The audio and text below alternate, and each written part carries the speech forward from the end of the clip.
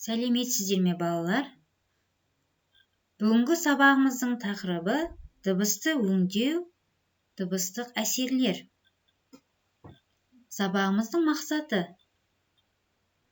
компьютерлік бағдарламаларда мәзір командаларын пайдалану, дыбыстарды жазу, өңдеу және ойнату үшін бағдарламаларды пайдалану. Бүгінгі сабақта қолданылатын жаңа термин сөздерімізді дәптерге жазып алайық. Дыбысты өңдеу,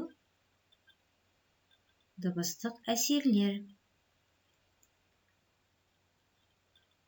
Балалар, дыбыс қандай құрылғылардың көмегімен жазылады? Дыбыс қандай программаның көмегімен жазылады?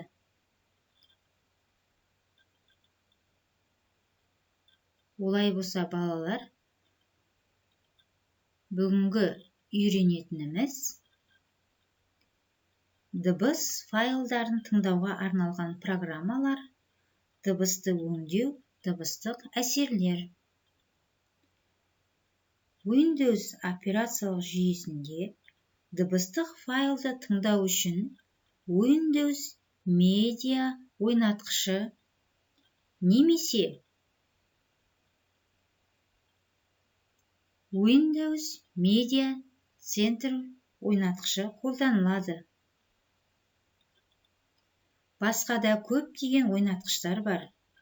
Ең көп тарағандарының бірі IMP программасы. Дыбысты өңдеу үшін оның керек емес бөлігін кесіп тастауға, дауысын көтеріп немесе бәсеңдетіп өзгертуге болады. Дыбыстарды кесу, басқа да әсерлер қосу арнайы программалардың көмегімен жазылады. Дыбысты өңдеуді дыбыстық әсерлер деп атайды.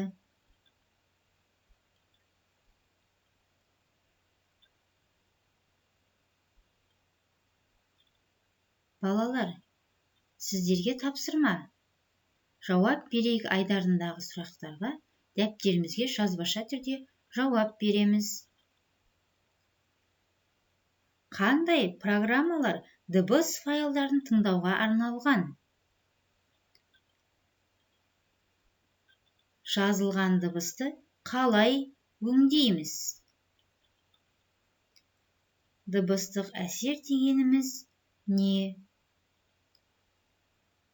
Компьютерде орындайық.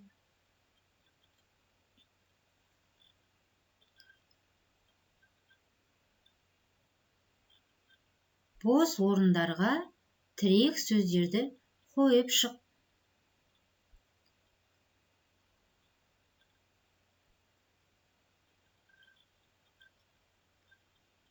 Ребусты шешіп, жауабын бос ұяшқа толтырамыз.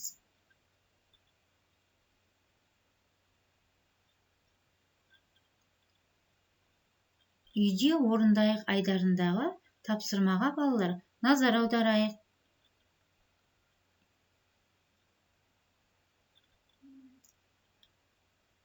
Әли компьютердегі бейне жазбаны қосып еді, дауысы естілмеді. Неліктен? Дауысты есту үшін қандай құрылғы қажет? Балалар, өз ойымызды дәптерге жазамыз.